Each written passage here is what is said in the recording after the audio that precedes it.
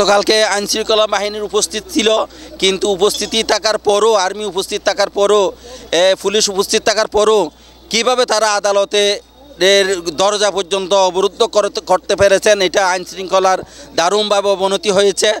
এবং এরপরে কোর্ট বিল্ডিংয়ে 3 ঘন্টা অবস্থান করার পরও আইনশৃঙ্খলা বাহিনীর যে যথাযথ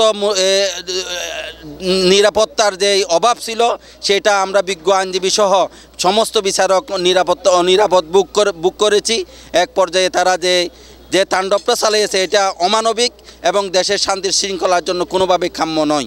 এবং ইতিমধ্যে আরও জানিয়েছেন ডিবির সিনিয়র অফিসার, তিনি জানিয়েছেন যে তিনি একজন আইনজীবী, শিক্ষানবিশ আইনজীবী।